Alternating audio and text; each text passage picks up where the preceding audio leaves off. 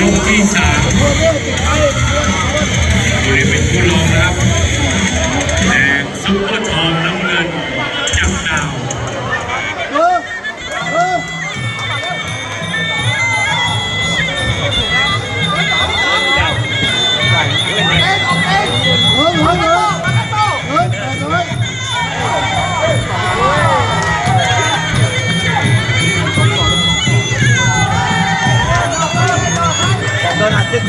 ยิงแข่งแรกกันครับ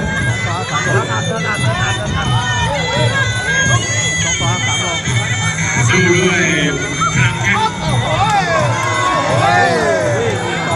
ามแม่นยำและก็ลูกนำตัว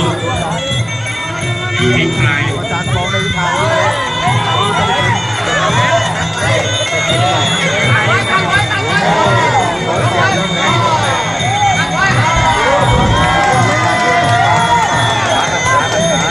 ลงไปครับซุปเปอร์ทองหักลงไป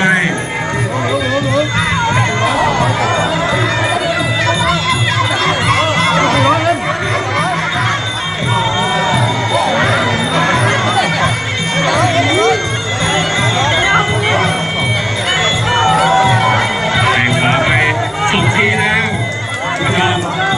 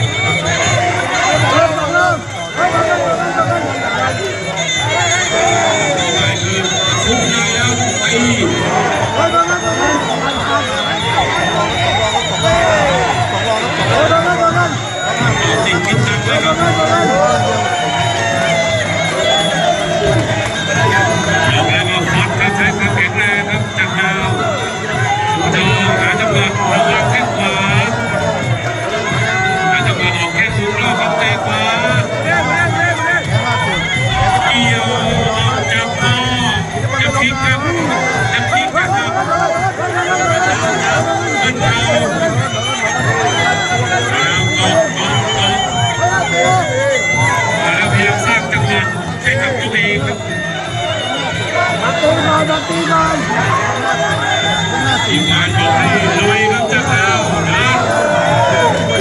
ถ่ายรูปจับครับสลับด้วยจากดาวตายแล้วชัดเจนเลยทางเบียงครับทองมีลูกครับกระชากลุกขึ้นมาครับลุกขึ้นมาทีมนำชนจากดาวชนเบียดแต่ยังไม่โดนครับการกินลูกโป่งให้ขวาหมดยกที่4ตอนนั้น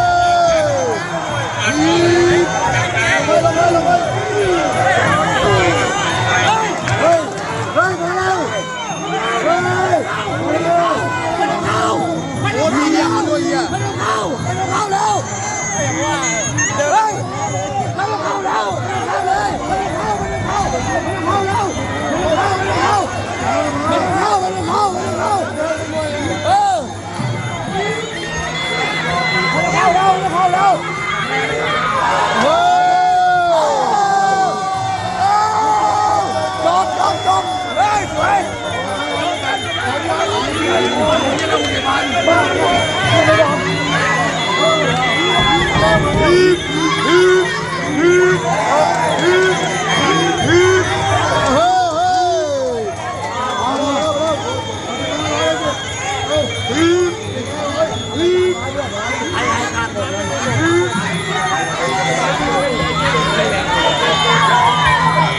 งในท้ายของเกมการแข่งขัน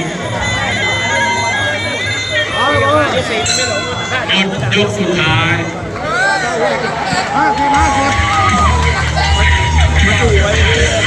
50